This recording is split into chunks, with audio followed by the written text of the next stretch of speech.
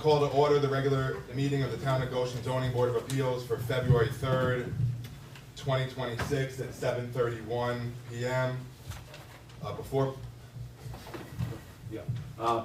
proceeding further, in the absence of our regular chairperson, I'm looking to get a motion to designate Member Birdsong to act as chair for this meeting. Make a motion. Second. Very good. All right, move that Member Birdsong is now acting chair for tonight. Motion carries. We'll move to approval of minutes. All right, so can we all rise for the Pledge of Allegiance? I pledge allegiance to the flag of the United States of America and to the republic for which it stands, one nation, under God, indivisible, with liberty and justice for all.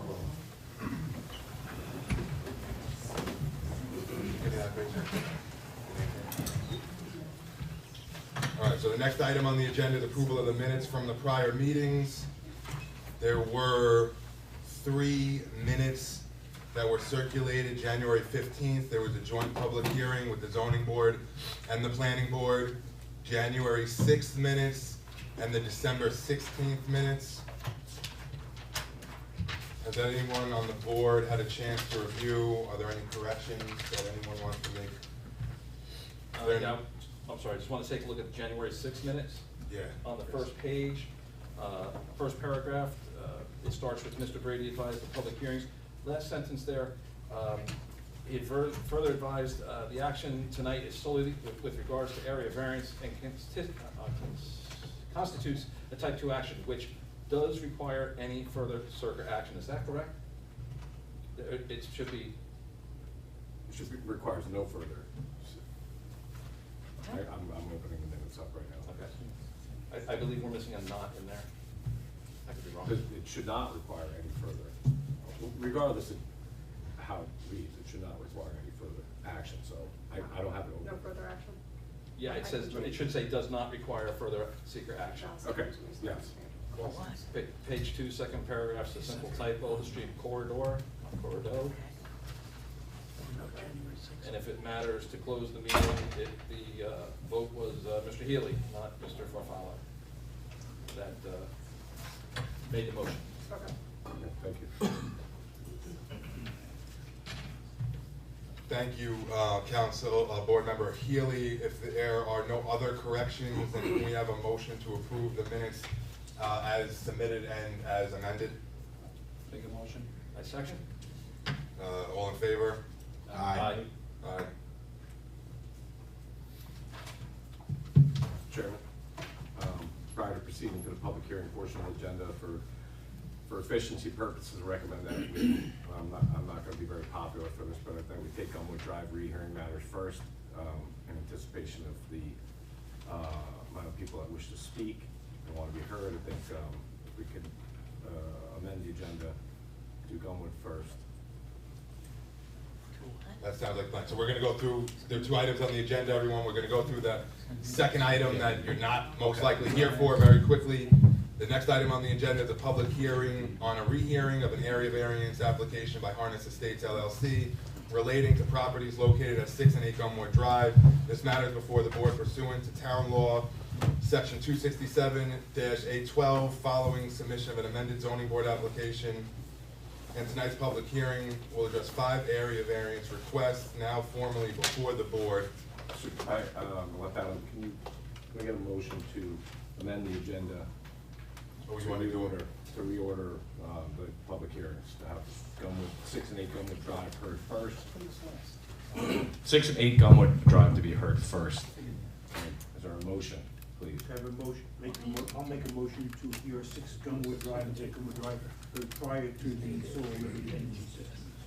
Is there a second? Second. Motion carries. Continue.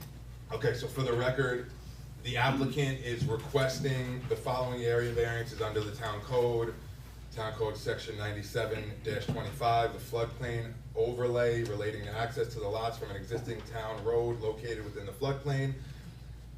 Town code section 97-26, the stream corridor overlay seeking relief from the required 100-foot stream setback Town Code Section 97-27, the aquifer overlay, seeking relief from the 3-acre minimum lot size requirement for lots served by municipal water and sewer. Town Code Section 97-15, subsection B1, seeking relief from the requirement that constrained lands be excluded from the lot area calculations.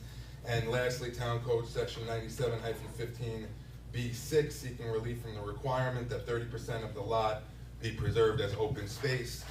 And I Charlie. think, just on that next to last bullet point, it's 97-15B, it's 5.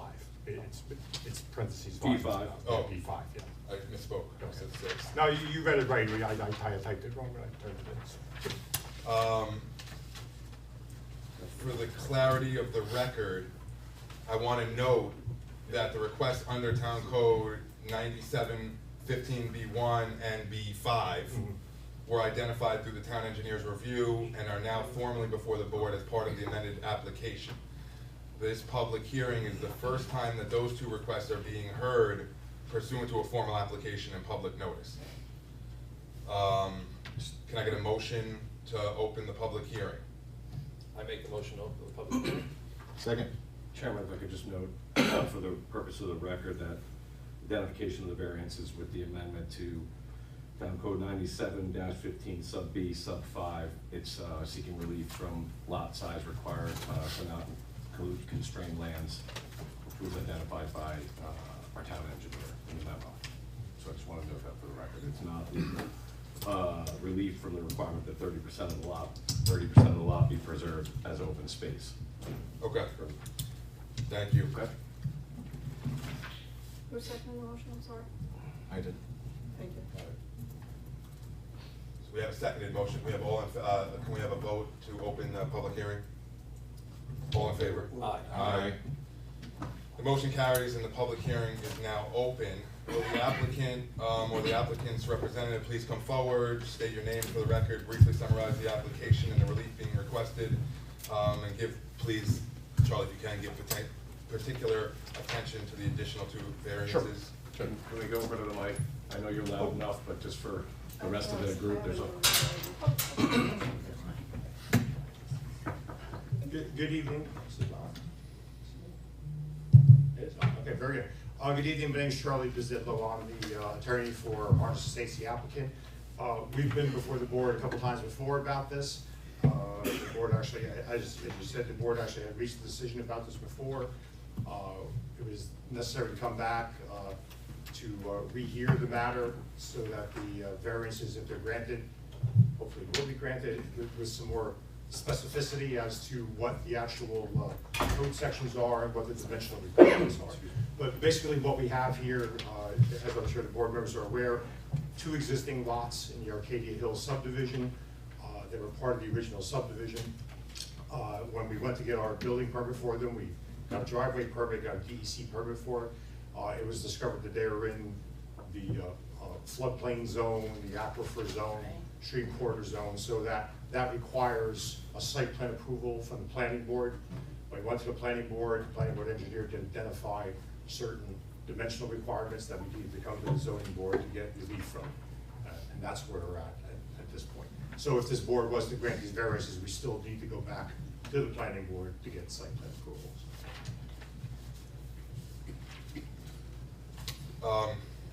Thank you. Okay, I think thank that actually accurately summarizes and brings us to the present moment.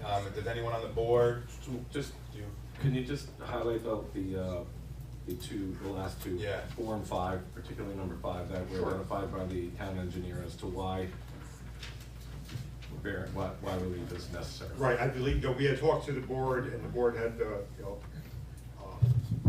heard before, we need relief from the fact that the roadway that comes to these lots is also in the flood zone, as is a lot of that part of that subdivision down there is in the flood zone. The engineer at the planning board did identify that you also need to get relief from a section of the code that says if you do have a lot that's going to be located in a floodplain, you need to have relief from the fact that the amount of lot that's in the floodplain has to be subtracted from the lot area. Here, basically, these 2 lots are totally in the floodplain. So we need relief from that. And then there's also the issue about the 30% of the lot No. should be set aside, so. The, we're still- it's sub 5, you're doing sub 6 again. Okay, so, all right, so that is sub 5, sub 5. that's They're what- similar. Yeah. Just wanna. They're similar, they are similar, yeah, now again, just to be clear, I know the board's aware of this, in case someone from the public is not, our intention here would be that these lots would be raised up to be a foot above the flood elevation, and there would be, 2 feet above the flood elevation, and there's a third lot associated here where that area will be dug out to make compensation so that there really is no increase in the flood area. Is that just the foundation, or is that the entire property? The elevation of the house, it will be raised up there. Actually, the whole lot would be raised up. Except for the driveway has to come up to the street level, so it's the whole lot. So the whole lot would be rising up 2 feet above floodplain? Yeah. And there was a grading plan that was. Not just the foundation, the entire lot? I just want to be clear on that. Because all lots in the floodplain. Right, that's a new addition from what we had previously. I don't think we talked about the entire property raising above the floodplain. I think, well, perhaps I wasn't clear about that, but that is the plan. Good. Rory, are we good with those 2 additional factors? You think? And that's up to you guys, whether you need more information. They were presented, they just weren't in the, they kind of came in as the memo came in, which was 80% of the way through the application. So it's kind of, they've been discussed, they just weren't formally requested. Okay. So this is now the request on the amended application. Rehearing on the initial 3 that were granted, just needed the specificity, as well as the 2 additional ones identified by Right. P.E. Hoffman. Which, if granted, will have the specificity required to make sure there's no That's correct. quagmire going That's- forward. Did any of the other board members have any input at this time? Is there anything you want to ask of the Just applicant? my input was that, as you just said, Mr. Brady, I thought they were already part, we've talked about it so much, that I thought that was already part of the Yeah, application. it's just, it's almost a procedural. Yes. Half of it is in there to make it official, Yeah. thank you. Yes. Move on to public hearing Yeah, phase if before. if everybody's good from the days, then carry on. Before we take testimony from the public on this application, I want to outline ground rules so that everyone understands the purpose and scope of this public hearing. This is a zoning board of appeals public hearing. The board's role tonight is limited by state law to consider specific variance requests from the town code. The board does not have authority over site plan design, environmental review, traffic studies, drainage design, enforcement matters, or policy decisions. Those matters are handled by other boards or other departments. I think it's practical tonight. This will apply to both public hearings, that each speaker, if there's anyone for this one, is limited to 3 minutes. If you're part of a group, we encourage you to designate an individual to speak on behalf of the group so that things don't get repetitive. Comments must be germane to the variances before the zoning board, meaning how the requested variance relates to the neighborhood character, feasibility of alternatives, the environmental impact, or whether the relief desired is substantial. And then comments directed to issues outside the ZBA's jurisdiction may be ruled out of order. Written comments are welcome and will be accepted into the record. Please submit them to the building department, preferably by email within the comment period. And please address all remarks to the board, not to the applicant, staff, or other members of the public. You'd be surprised how often that conversations can happen. Just please talk to us. And please no personal attacks, repetition, or disruptive behavior. None of that will be permitted. The purpose of the public hearing is to allow the board to gather information. The board may or may not take action tonight. No decision will be based on the volume of comments, but rather the legal standards that the board is required to apply. Thank you for your cooperation. Is there anyone from the public who wishes to speak on this application for 6 and 8 Gumwood Drive? If you are, please state your name and step up. And this is your opportunity to speak before the board. Again, this is for the 6 and 8 Gumwood Drive application. Okay. So, if there are no comments at the time, at this moment, I will, Seek a motion to close the public I think hearing. it's practical that we seek a motion, we close the public hearing at this point. Does anyone on the board wanna make that I'll make a motion? motion to close the public hearing I'll for second. 6 and 8 Gumwood. All in favor? Aye. Aye. The motion passes. The public hearing is now closed for 6 and 8 Gumwood Drive. Is it, Yeah, I mean, with the additional two variances and the precise nature of delineating, not running into the problem we had last time, I would recommend you adjourn to the next regular meeting, which is 2 weeks out, allow council, myself to come to a consensus on the language would be satisfactory to present to the board as far as delineating height, width, everything. Perfect. It's a very unique ordinance, so, most of that language is already been presented, except for the last two variances, so I need some time myself, and I think the applicant, it would behoove him to, present what he thinks would work, so. Is that do fair? I want to, we close the public Public hearing? hearing's closed, you're just adjourning this matter to the 17th of February to Okay. deliberate and likely take action that night, present the 5 factors. Perfect. Do we need to motion to do that, or we just set it on the agenda? It never hurts to do a motion. All right. I'll make a motion to move 6 8 Gumwood to the 17th of February, meeting, At 7:30 PM. 7:30 PM. Do I have a second on James? Second. Trino? Yes. All in favor? Aye. Aye. All right, Charlie, thank you very much. Thank you so much. All right.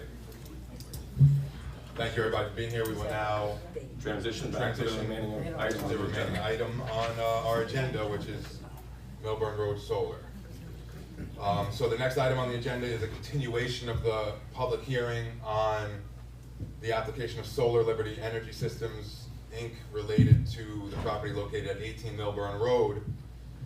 So, again, for the purposes of the record, not that you don't know this, Chairman, but, it is a continuation of an existing public hearing, which is different than a rehearing, which we just did.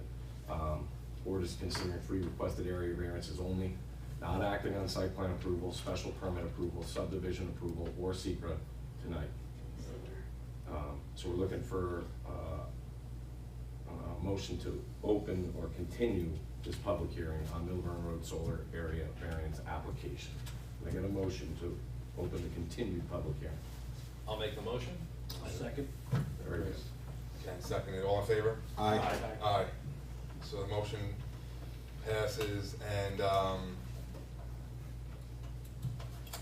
before we proceed to public comment, I want to clearly identify the 3 area variances that are before the zoning board of appeals tonight, so that the public understands the scope of the board's review. The applicant, Solar Liberty Energy Systems, is requesting the following area variances under the Town of Goshen zoning code. Under Town Code Section 97-55, subsection E2, which requires that any portion of a solar or photovoltaic energy facility be located at least 100 feet from a street and 100 feet from any property line, the applicant is requesting an area variance to permit solar panels to be located approximately 15 feet from a newly created internal property line where 100 feet is otherwise required. Under Town Code Section 97-55, subsection F12D, which requires that fencing greater than 4 feet in height be located at least 80 feet from the property lines, the applicant is requesting an area variance to permit an existing perimeter fence to be located at or near an internal property line where an 80-foot setback would otherwise be required.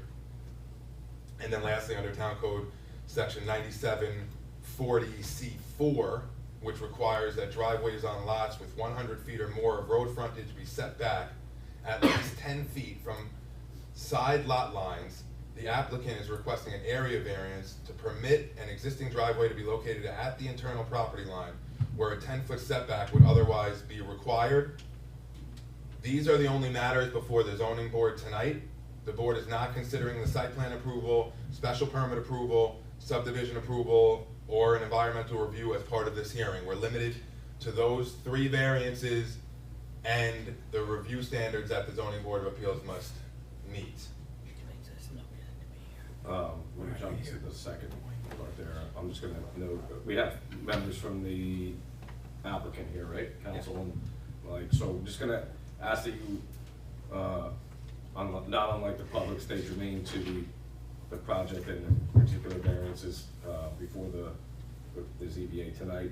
I know you guys know we've done this before, but I just wanna make sure that we're precise on Yeah, that, no, okay? yep. Thank you. Just, state your name and Yep. who you're with. Name's Dan Kraskowski with Barclay Damon, attorney for the applicant. John Hurley is here, the developer. Happy to be before you all. Just to give you some background, and thanks to everyone for coming out. I know I'm addressing the board, but we have been in this town since 2023 with our site plan and special use permit application. We've been before the planning board off and on since that time. We have gone through some pretty extensive site revisions with the planning board, including increased planting, increased various things throughout our time. John and I have been here many times. We're happy to be before the ZBA. As mentioned, this is a limited review of our 3 variances. We're happy to talk through those criteria with you all, or once we hear public comment.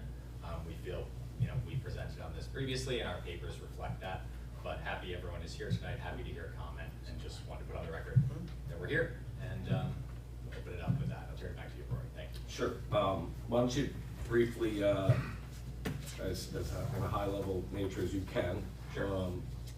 Yeah, I go guess- through each of the variances and explain why they're necessary, and Absolutely, we can yeah. go from there. So as mentioned, and the chair went through, there are 3 variances we're requesting.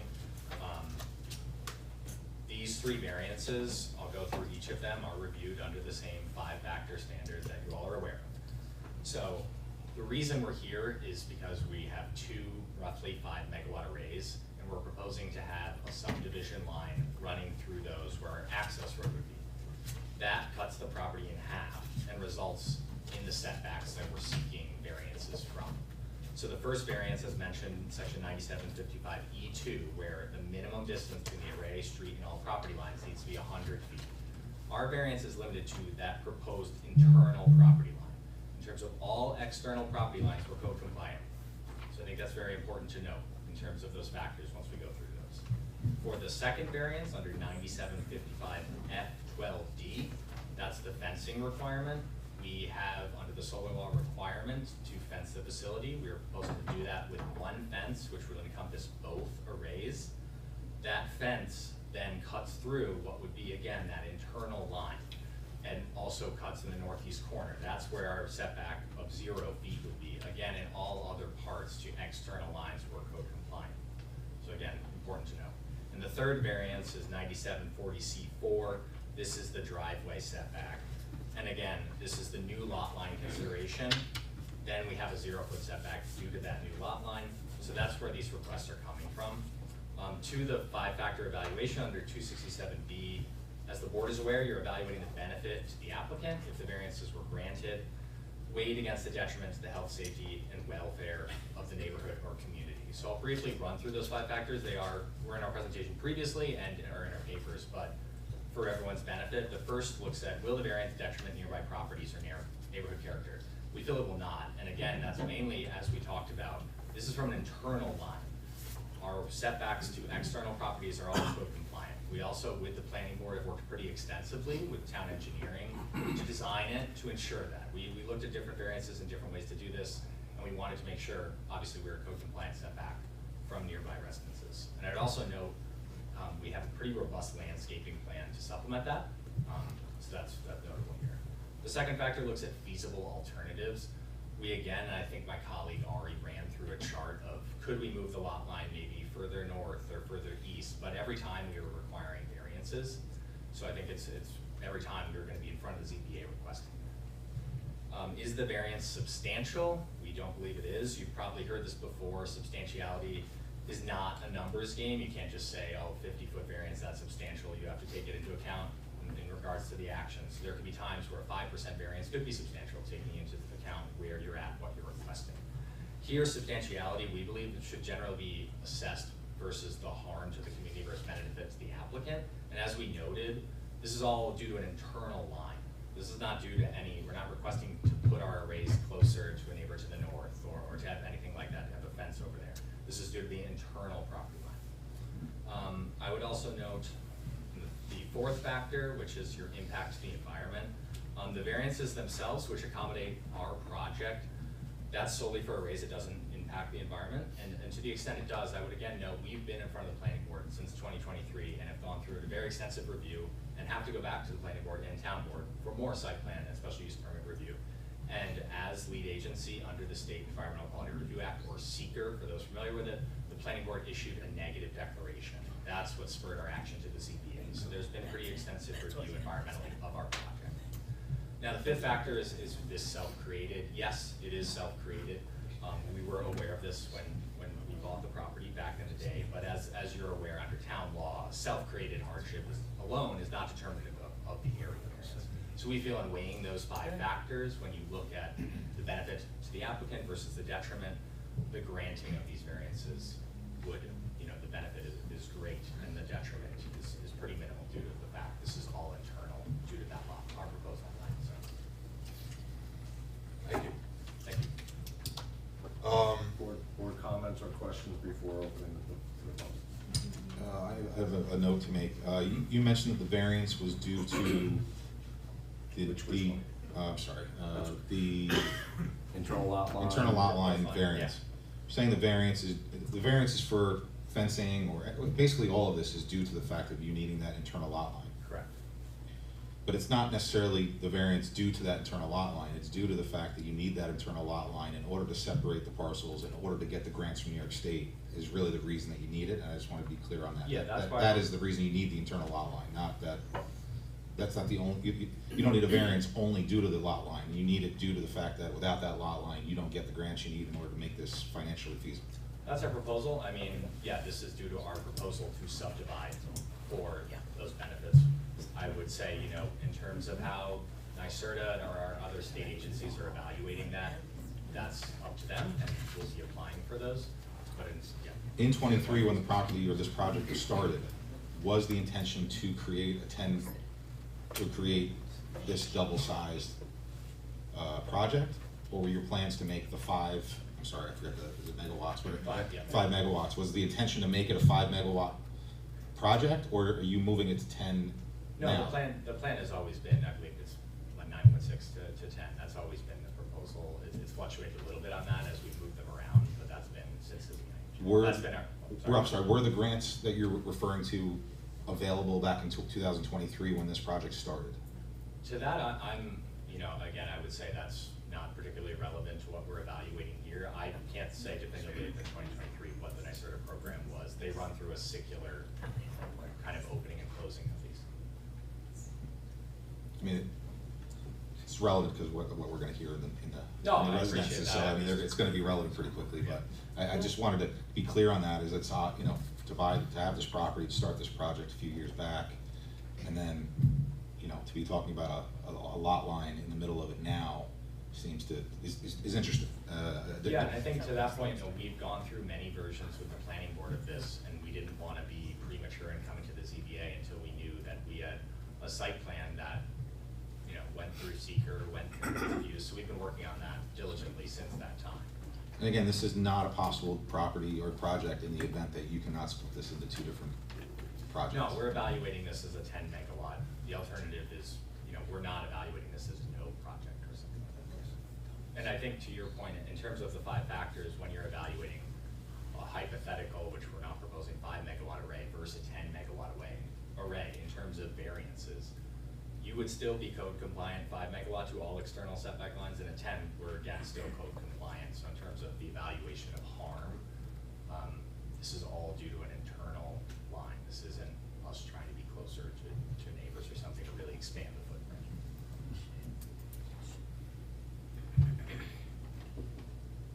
Just following up on those comments, issuing variances is a pretty big deal, and it sets the tone for the future of the town. I feel, we are the stewards of the future of the town of Goshen, and our codes, I don't take them lightly.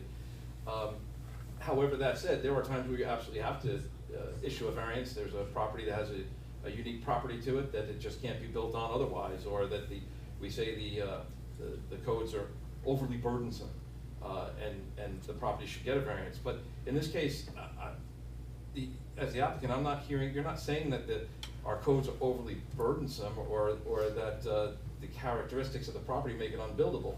I think what I'm hearing time again is that New York State has capped you to, or capped the project to 5 megawatt fields. And if you do need a variance, I think you're in the wrong room right now. Albany, the state is the one that's handicapping you, not the town of Goshen. And my problem up to this point has been, we allow this, the next guy that comes through says, listen, I need this to get the money, and that's not at all where we wanna start handing out variances. And I know you take it seriously.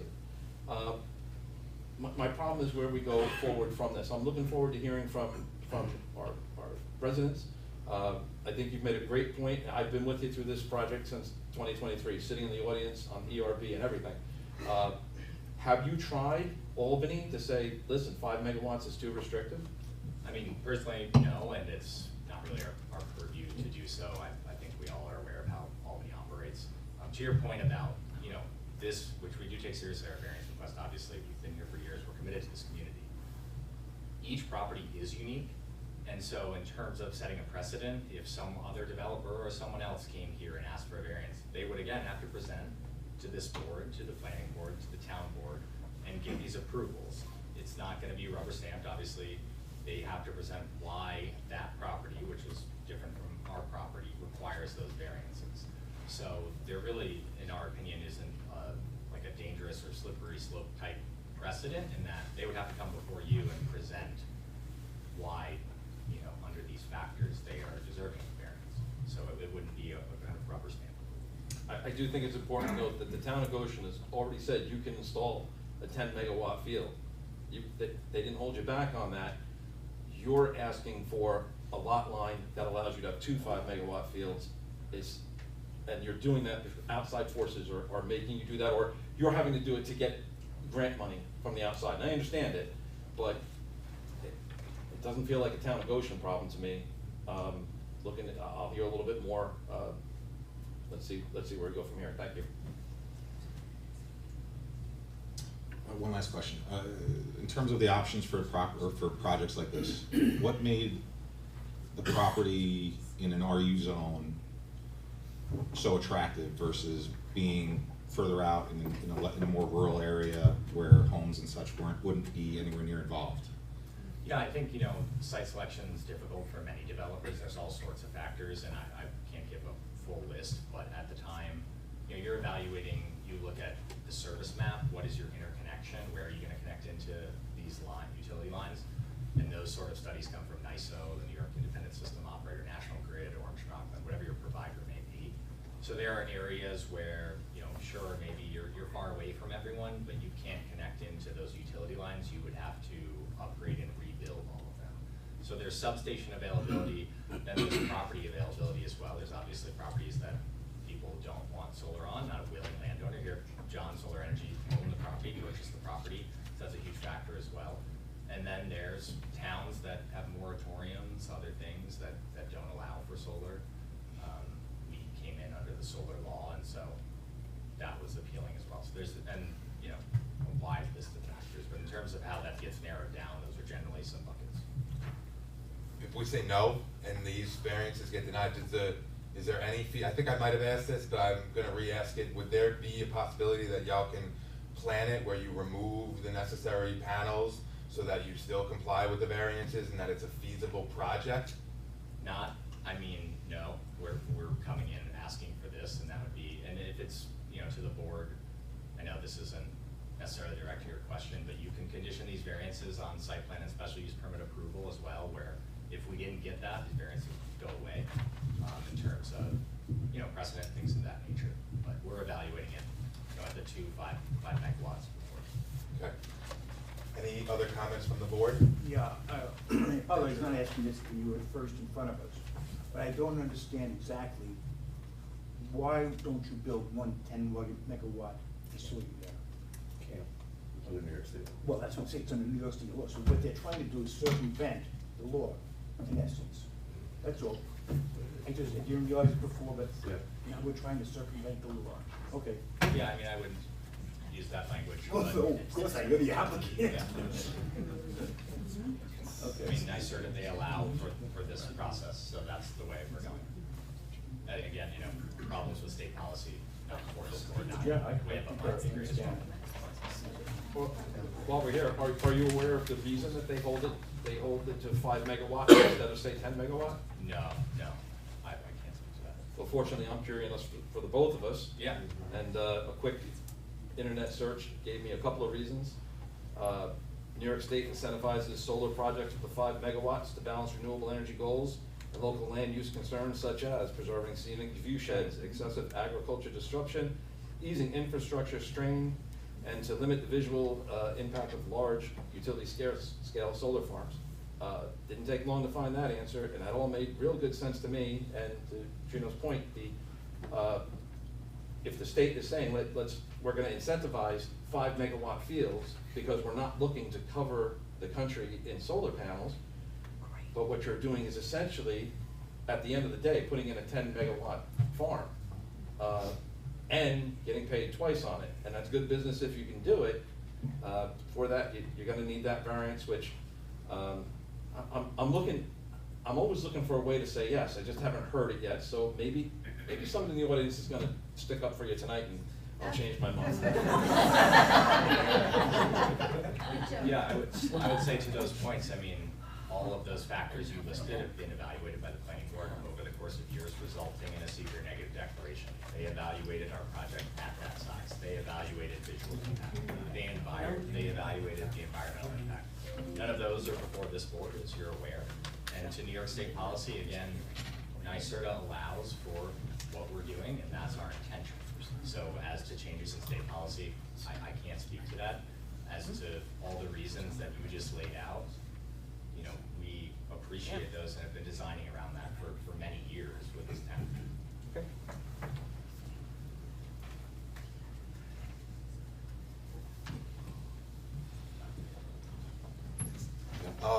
We good on the board? Just want to go over a few things before we take testimony. I want to outline some ground rules again, so everyone understands the purpose and scope of this public hearing. This is a zoning board of appeals public hearing. The role tonight by our board is limited by state law to consider specific variance requests from the town code. The board does not have authority over site plan design, environmental review, traffic studies, drainage design, enforcement matters, or policy decisions. Those matters are handled by other boards or departments. So each speaker will be limited to 3 minutes. I'm not going to yell at anybody, but I am going to forcefully advise people when they hit that threshold. If you are part of a group, you could please send somebody up so that there's not too much repetition. Comments must be germane to the variances before the zoning board, meaning how these requested variances relate to specifically the neighborhood character, the feasibility of alternatives, environmental impact, or whether the relief is substantial. Comments directed to issues outside the ZBA's jurisdiction may be ruled out of order. We'll try not to do that, but remember, we do have a limited jurisdiction on this board. Written comments are welcome. They will be accepted into the record. Please submit them to the building department, preferably by email, within the comment period. Please address all remarks to the board, not the applicant, staff, or other members of the public. Please try to be respectful. We can hear when you speak while someone else is speaking, and that might just keep this process going longer than it needs to be tonight.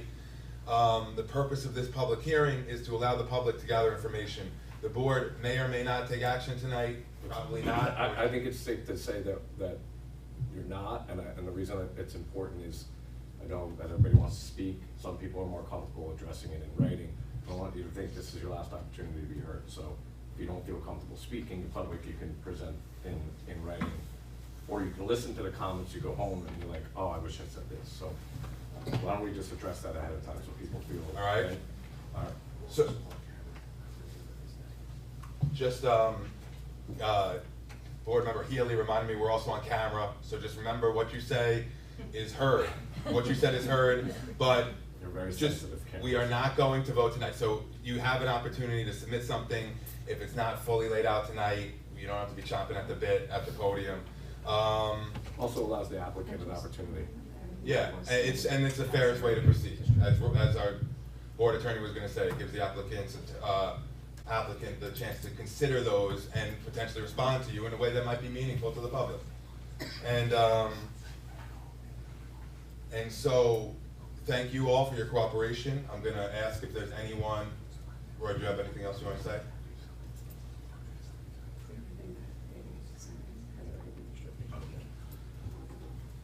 Yes, so any public comments that were written that were previously submitted, I know that some came in over the last week, have already been distributed to the board, a couple more Yes. came in,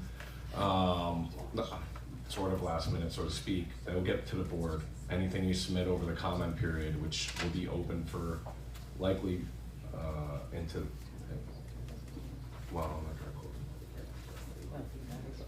gonna quote. You'll have probably a month to submit stuff, so, we can open up for public comment, or Okay. public comment. There's a sign-up list, so we're gonna go off the sign-up list. You'll have an opportunity, I promise. I'm not speaking about this, I'm asking about go ahead. Well, you could ask after. You'll have an opportunity, I promise. You'll get your question answered. So you're keeping the public hearing open, that's all. Yes, yes. Yes, Yes, yes. it's gonna remain open, and we'll accept written comment during that period from the date of, from tonight till the adjournment date. Likely absent the application changing due to public comment or something to that effect, we would close the public hearing at the next meeting.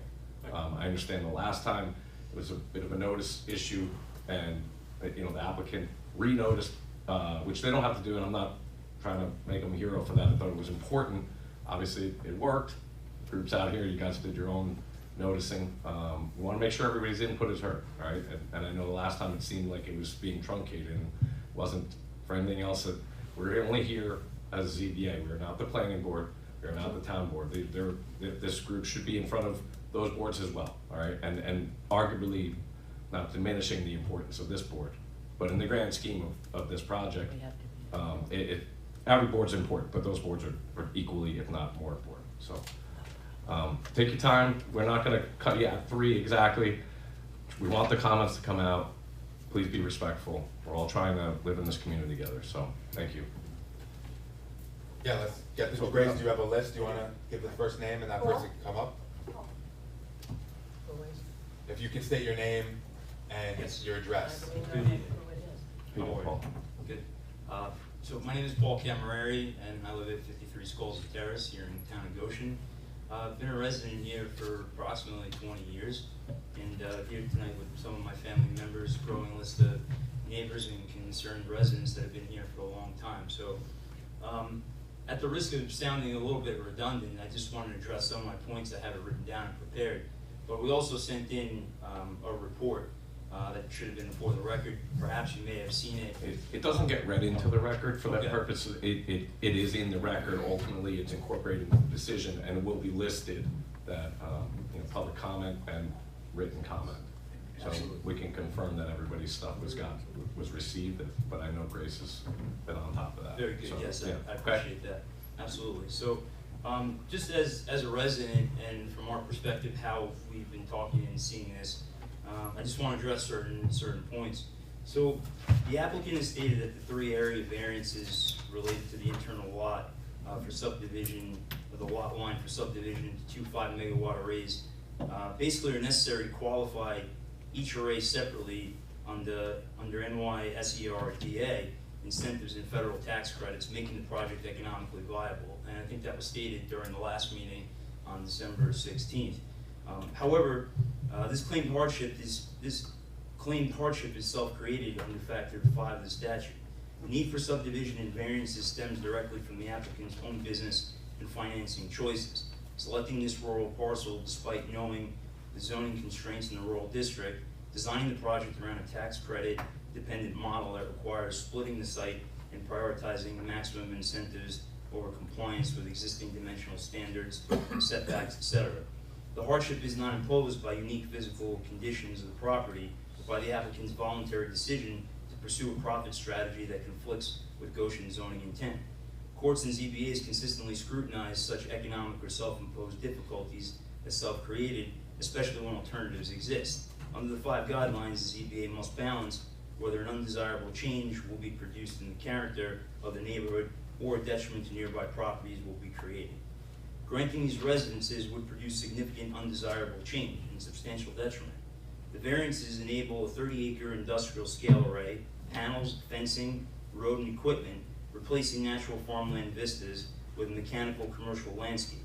Views from nearby homes, Milburn Road, Moonlight Trail, Storms Road, and vantage points, also Skulls Terrace, which is where I live, would be permanently altered.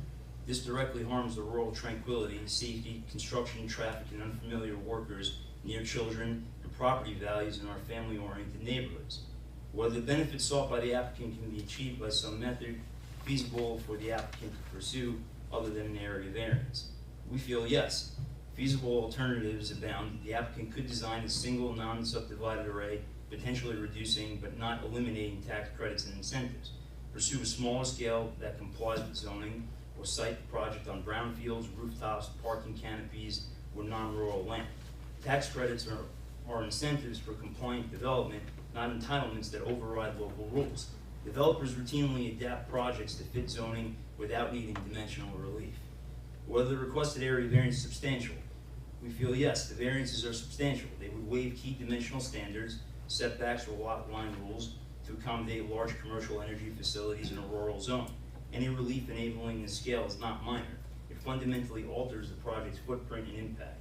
Whether the proposed variance will have an adverse effect or impact on the physical or environmental conditions in the neighborhood or district.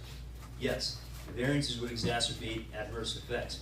Unresolved issues from the planning board reviews, erosion, stormwater runoff, glare, and habitat disruption would be worsened by the enabled subdivision and array size. The shift from open farmland to panels would degrade the physical and environmental character of the rural district.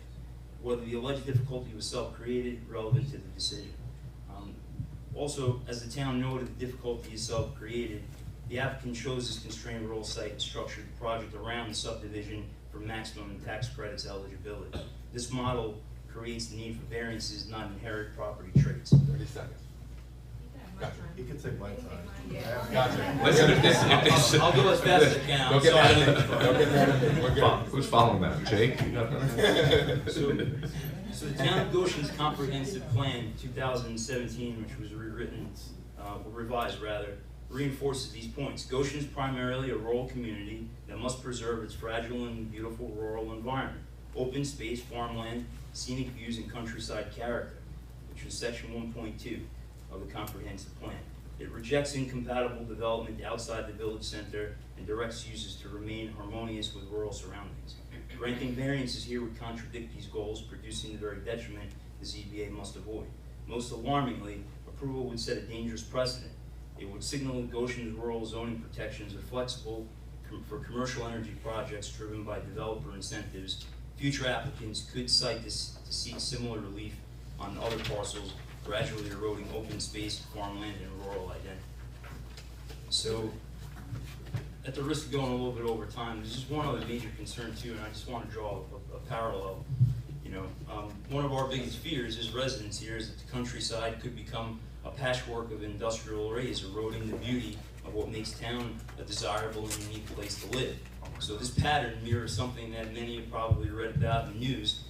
Communities are experiencing. Companies like Blackstone and other private equity companies, they come in, they're buying single-family homes nationwide. They convert owner-occupied properties into rentals, prioritize investor returns with higher rents and minimal reinvestment, and shift neighborhoods from stable family-oriented communities to more transient corporate-controlled ones. The character changes gradually, fewer long-term residents, reduced home ownership opportunities, impersonal management, and once widespread, becomes difficult to reverse. It sets a precedent. Success draws more firms, accelerating the transformation. Similarly, approving variances for the solar project would invite more land repurposing for energy developments driven by developer profits and incentives, not local needs. External entities capture the gains, tax credits, lease payments, subscription revenue, while residents bear the burdens. Disrupted views, safety risk for families, diminish rural identity. Just as a private equity firm can turn homes from community cornerstones into financial instruments, this could turn our countryside from preserved heritage into industrial commodity, directly at odds with the comprehensive plan's vision. The Zoning Board of Appeals has the authority and the responsibility to grant relief only in exceptional cases that do not undermine the intent of the zoning ordinance of the comprehensive plan. And here the detriment to character and the availability of feasible alternatives and the precedent setting far outweigh any, and the setting risk far outweigh any claimed benefit. We respectfully ask you to deny any variances requested for this project, uphold the strict standards of town law, protect the rural character and open space goals of the comprehensive plan, and ensure that Goshen remains peaceful, family-friendly countryside community that we all cherish. So, thank you for your time and for everybody.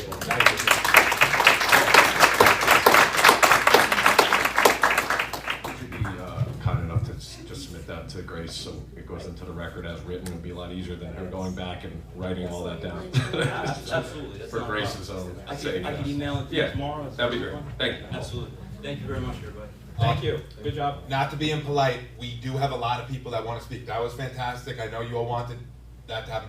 Moderate your own speech when you come out. Not in terms of tone, language, but just recognize time. If you think you might go over, just try to stay to that. And I don't want to say redundancy, because I don't, it's important that you acknowledge what things you agree with. You can come up and say, I agree with Paul, and that would be satisfactory, but over time, there probably will be redundancy, so I encourage you guys to recognize that for your own. As a board member, I promise you, if you say, I agree with him, it means every bit as much as if you just did everything Paul just did. It really does. Just you being here means a lot.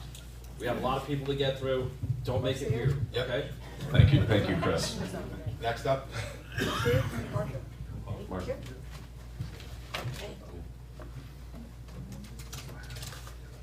Gentlemen.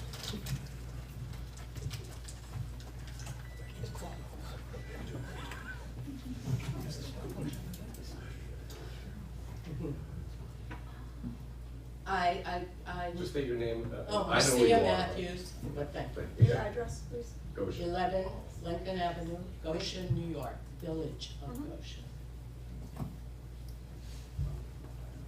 Having been the water commissioner for the Village of Goshen for several years, and mayor of the Village of Goshen for several years, it's very important for all of you to be here, and for all of us as well. The critical environmental area in New York State is a specific locally or state designated geographic area recognized for having exceptional, unique, or sensitive environmental, social, archaeological, or historical characters, all of which applies to all of our water source for the entire village of Goshen, which happens to be right there.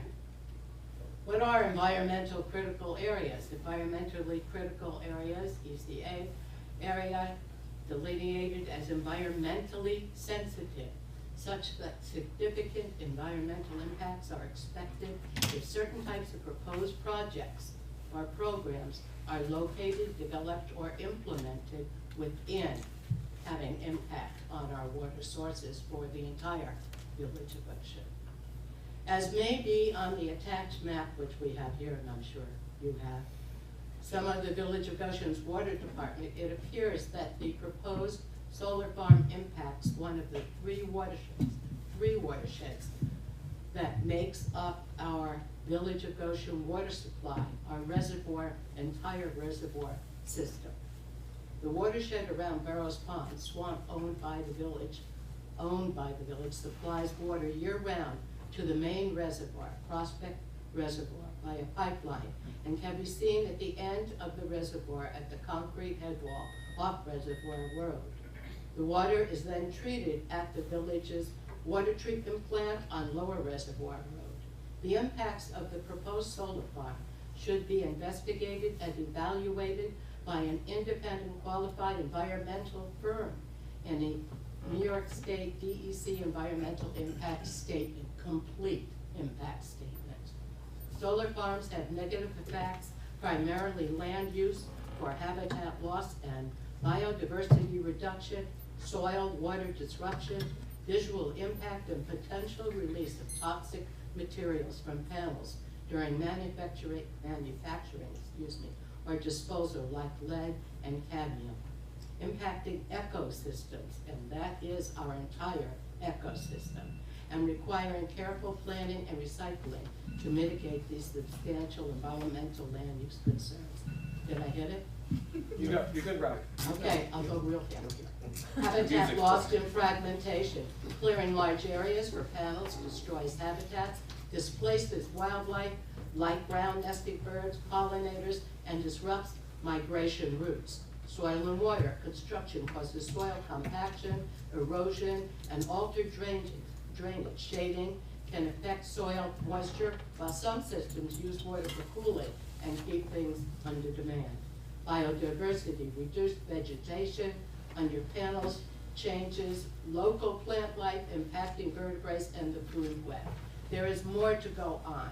Toxic chemicals, panels contain hazardous substances, cadmium, lead, selenium, that pose risks during production and end-of-life disposal if panels break or aren't recycled properly. Waste burden, the sheer volume of panels reaching end of life, 25 years, presents a massive recycling challenge, potentially outweighing new installations in waste volume. I know there's other people here who want to get to say what's important to them for all of us. And I say thank you for listening. Thank you very much.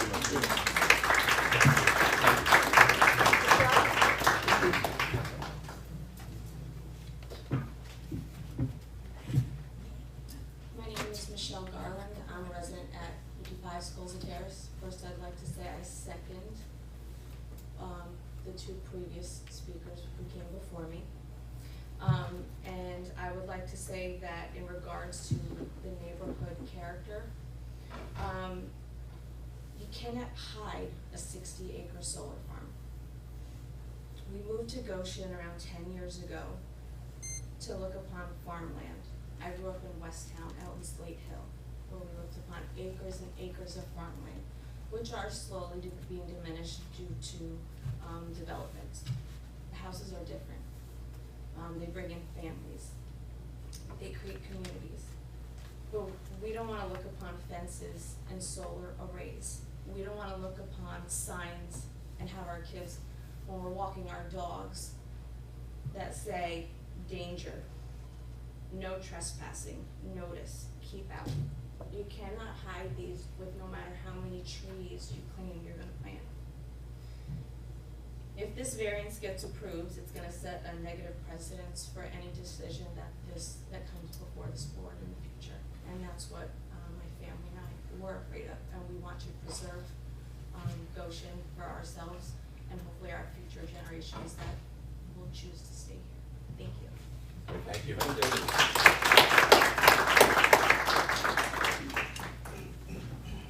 you. Raymond?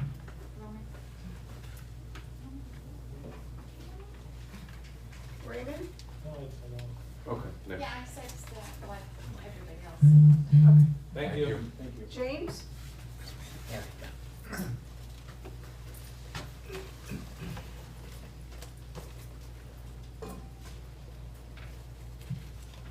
Good evening, ladies and gentlemen of the board. Part of my speech will be 21 August Road, Goshen. Name? I know James it's on the sheet, Caggiano. but just for the I'm folks, sorry. that's James okay. Caggiano, 21 August Road. Thank you. Part of my speech will be professional and some will be emotional. My family has been in Goshen for almost 100 years. My grandfather built the house on August Road in 1934, and it's been a family house since. So, knowing this, some of the residents know me as a long time, one of the longest time residents of the family, as I said, all these years. As far as professionally, I have been the Village of Goshen's water consultant engineer for over a decade. I am a professional engineer in New York and also on the board of directors of the New York Society of Professional Engineers. So I have a PE in several states. So I've been involved with water my whole career, 50 years in the consulting business and the municipal business. And looking at this, we had a package that was it distributed? Yes, it was. To all your board members, there was a little package given to you. When you have a chance, please review. A lot of the data, as Mr. Healy mentioned, did come from Google Internet, but it has some very pertinent data in there. It talks, first part was about property value. Studies were made, University of Wisconsin and other studies were made, that property value has gone down in the immediate area of the solar farms around 7% your property value. And within the 3-mile radius, which is basically half, all the way down here into half the village, has gone down about 4% property value when you start to implement that. So that's one item. In relationship and connection with Marcia's comments about the CEA, if you're aware about it, being the village consultant engineer in the water industry, there are some very hazardous materials that make up these panels, and you can see it when you get a chance to review it, or go on your own. You can do your own research. That's where it came from. There's extremely hazardous materials in these panels if they ever leaked. You have cadmium, lead, PFAS, which is, I don't know how familiar the board members are, but PFAS is one of the biggest issues in the water industry today, and there is PFAS. They do use it on like coatings on the outside to keep it nice and smooth. Like they had Teflon, has PFAS in it, so the material's there. So again, we possibly, as you indicated, Mr. Chairman, where maybe it should have been in front of the planning board. Me being a resident my whole life, being grown up here, and my family, we just got the notice, the other notice, which you indicated earlier, the night before, 6 o'clock, in the mail, so I couldn't make it. But knowing now what happened and trying to get some history, we'll probably need to go maybe in front of the planning board. We're going to need your guidance, including the attorney, Mr. Berry, guidance on what to do next as residents. It's the first time many of us heard about this project, even though it's been around. But many of us, first time, what?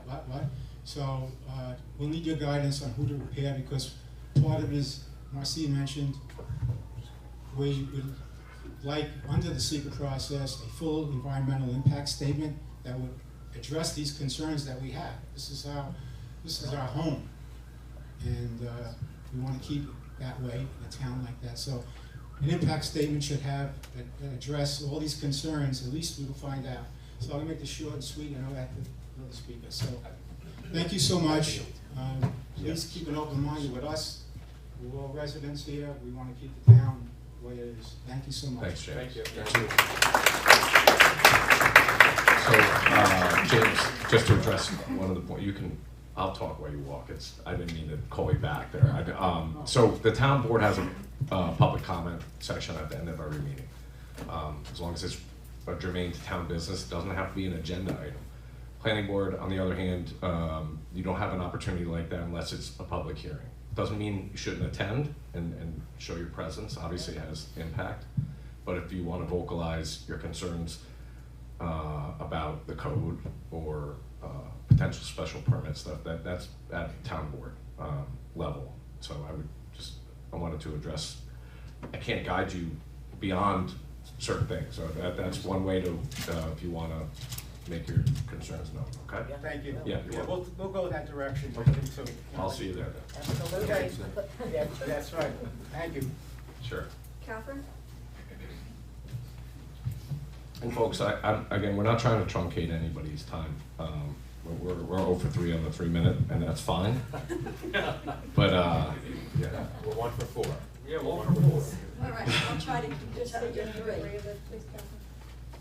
My name is Kathy Navilio. My husband John and I have been residents at 56 Goza Terrace for 36 years, and it truly is a serene and beautiful area. My biggest concern, and I think about this road that's supposedly going to go through this 60 acres, is fire. There's no fire hydrants. There have been 3 solar fires in New York State in, I believe it was 2023. One restricting residents for 6 days. It was up in Jefferson County, Claremont, New York.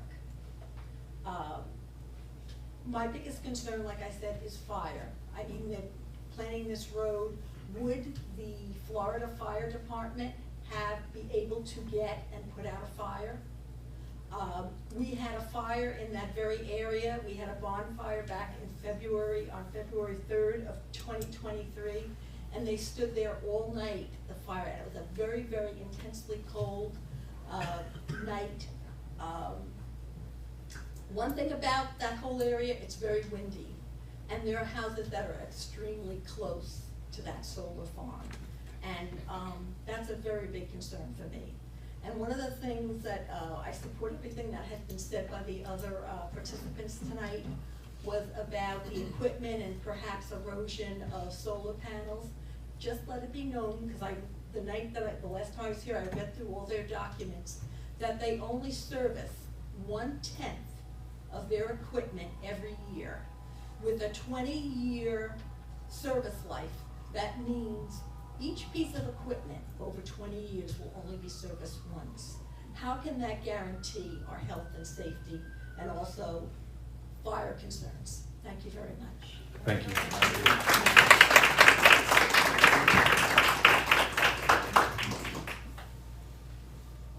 Brian?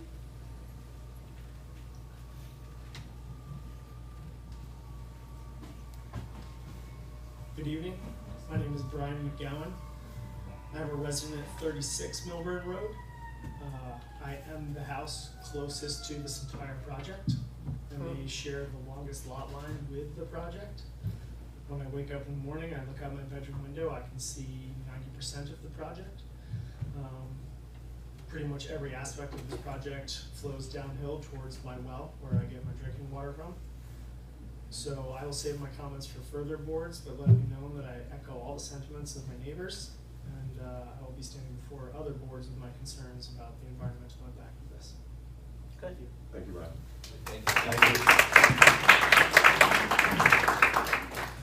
Glenn?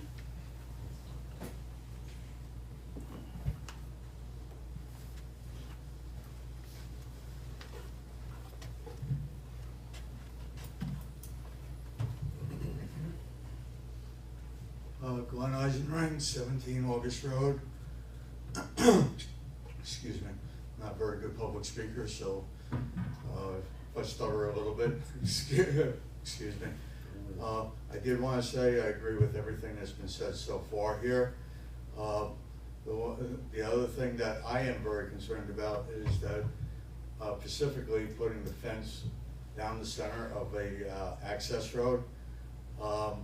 I feel that this is restricting any kind of fire apparatus getting in there if it's necessary.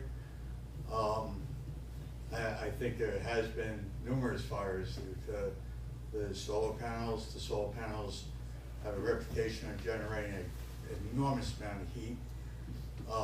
If the fire department can't get in there, that puts my house at risk, that puts everybody else's home at risk in this area. To have that fence there strictly for economic reasons, I just don't see that. I also don't see this, the variances helping the economics of everybody else in the neighborhood. If, like they said, if the houses go down 7% in value, how come we're not discussing that, but we're discussing whether or not they're going to get grants from the state? It has what grants they get from the state honestly doesn't concern me. That is a business decision. It has nothing to do with how it's going to impact the rest of us. Or it should have nothing to do with the decision on how it impacts the rest of us. And that's pretty much all I have to say right now.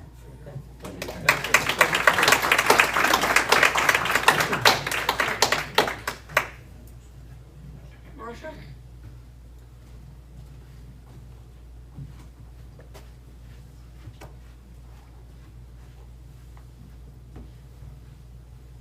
My name is Marcia Eisenring. I live at 17 August Road. My husband and I, and our son who's dancing with Jesus, has been living up here in Goshen for at least 25 years. I agree with everything that Paula has said, Marisa has said. James has said, I agree wholeheartedly with everyone. The other thing I wanna add to this is, and not that I wanna compare it, but when Legoland was built, all those animals were displaced. We started to have bear in our backyard after that happened. I care also about the animals, because what I love about where I live is in the backyard, we have deer, we have bear, we have all these animals. And I know they probably love it that they can just wander through the land. If you do this solar system or field, where are the animals gonna go? And that's one thing that I love about living in Goshen, is being able to see the nature, the animals, you know, and this is supposed to, you know, be a country town and a beautiful place to live in.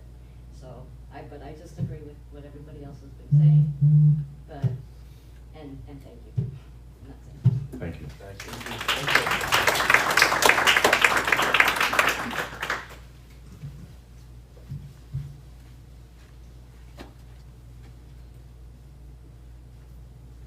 Mr. Fernandez or Ms. Fernandez?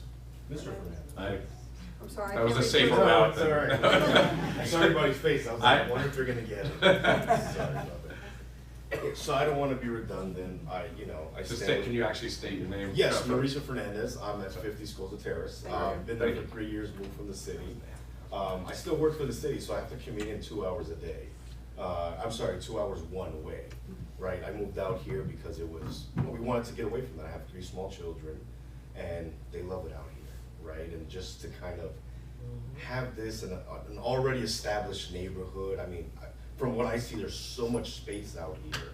Why there, right? But again, not to be redundant or anything, I stand with my neighbors, and you know, I think the right decision will be made. So, thank you, sir. Thank you. Thank you. Latimer?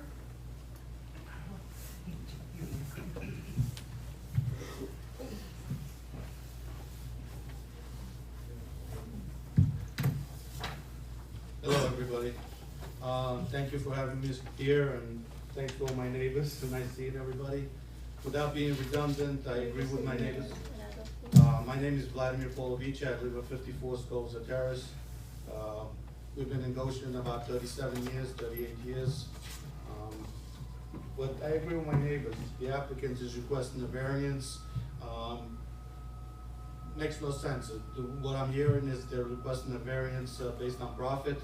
They're trying to double their profit, their grants, while we, as neighbors, are losing our scenery, our way of life, really, for our kids, and our property values. So basically, that's it. I agree with all my neighbors. And bottom line is, we don't want it. Thank you, sir. Jake? God, I'm the last one, I better go quick. There's a couple behind you, you're good. Hey, everybody, Jake Croney, 143 South Church in Goshen. Thank you guys for being on this board. I know it's challenging at times. So, couple concerns. We've heard about the financial concern, or the financial benefit to being able to subdivide and get these variances. I've done a little bit of research, consider it for what it is. It's from Google. But from what I read, by staying at or under 5 megawatts, developers can work with local community standards and avoid the high-intensity legal and environmental oversight required for massive industrial plants.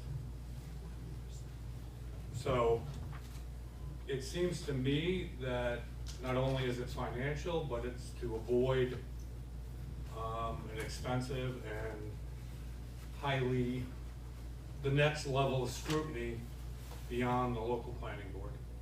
So I think it would be a disservice to the community to approve these variances. Thank you.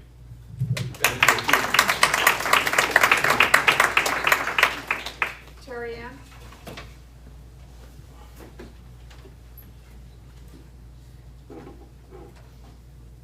Hi, I'm Terry Ann Wheeler. I live at 18 Storms Road, so I'm on the other side, one of the sides of the property. So I'm going to keep it brief. Thank everybody, thank my neighbors, And I'm just here to stand with my neighbors and, you know, just agree with all of them as well. So, that's it. Thank you. Thank you.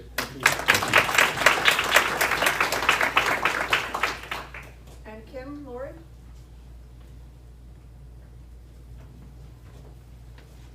Hi, I'm Kim Lori Devine. I live on 16 Storms Road with my husband. And I first want to thank the board for the research that you've done and the thought and the preparation that you put into the work we're doing here. I also want to state that I am in agreement with Paul, James, Ms. Matthews, people whose names I don't know that spoke before me. And I you know, this issue of the variance, you know, the state has good reasons for the, I think it's a fight over a lot. And, you know, as I understand it, the property, the subdivision is part of the development because it then is sold to other solar companies. Right. So that is the project that we're looking at. Not a, you know, it's not one company. And that also brings in other concerns about oversight. So I think that's the only thing I needed to add, other than I still did not get information that I requested at the last meeting that it was not on the record because it was adjourned. I reached out as I was directed to get information about. I think that was the comment I sent to you. The one that I sent to you earlier in the week. Okay. But if Yeah. somebody could follow up and Yeah. give me information in writing, like via email, that would be ideal. That's fair. Thank you. Yeah, no problem.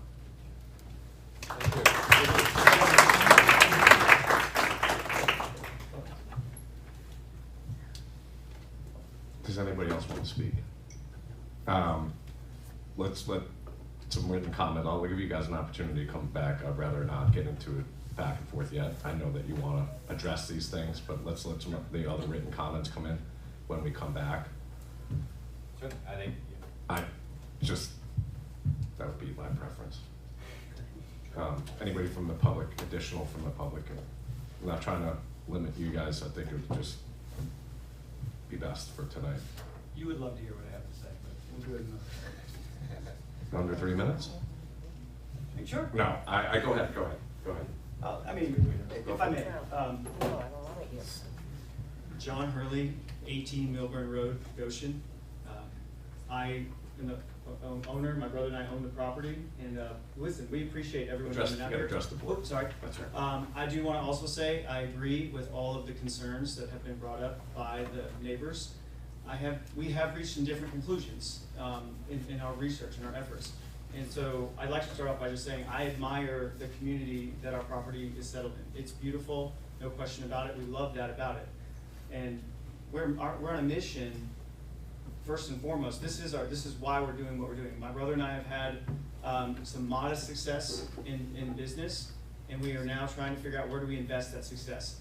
And in our of many different places we could do that, we believe that creating a more sustainable future through harnessing the energy of the sun to power the lives that we all enjoy is a worthy mission, and that's what we do. And we seek to do that and promote independence and responsibility for ourselves as individuals, the communities that we serve, and our world.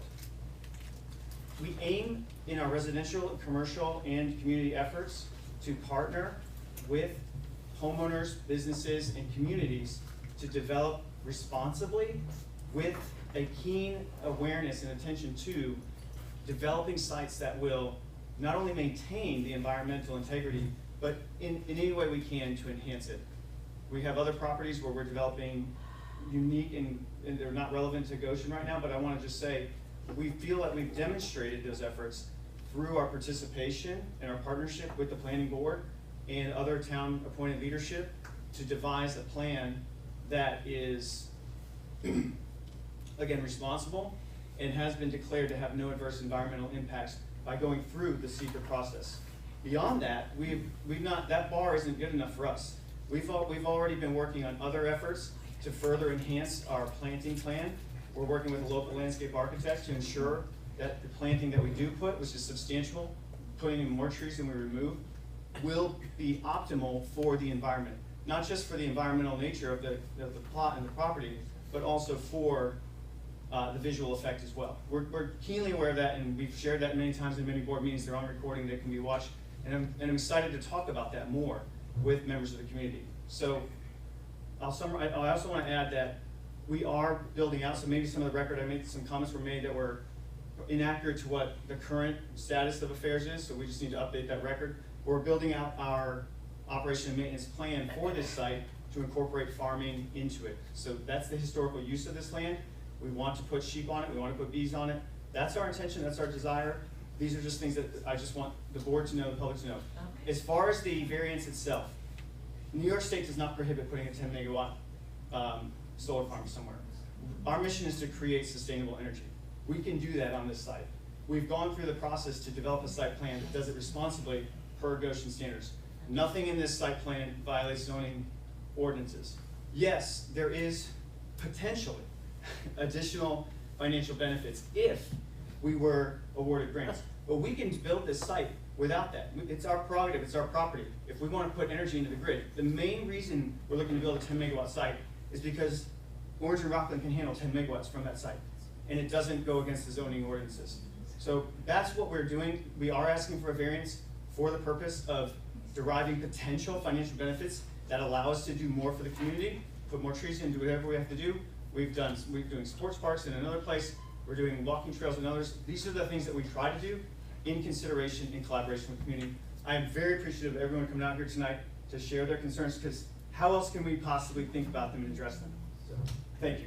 Appreciate it. So, Can I add something? No, I that's think what we're my done. concern. We are done now, and I For would like to tonight's- reiterate the thanks to everybody here who has commented and who has joined us tonight. At this time, the public hearing on Milburn Road solar application is adjourned. It's not closed.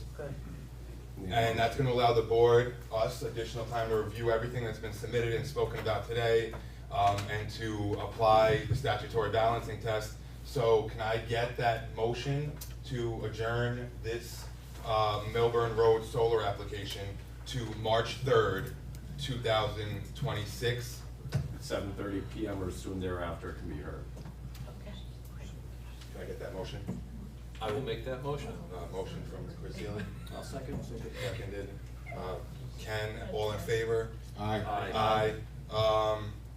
I'm gonna note again, and for the sake of redundancy, now I'm doing it, but for the record, the public hearing remains open. No decision has been made by the board. Written comment is open, so feel free to take advantage of that. It does make sense at a certain point to maybe collaborate and have Paul kind of put together a nice presentation. Not that everybody, you can sign on to someone's just for, I guess, for the ability for it to be palatable to the board.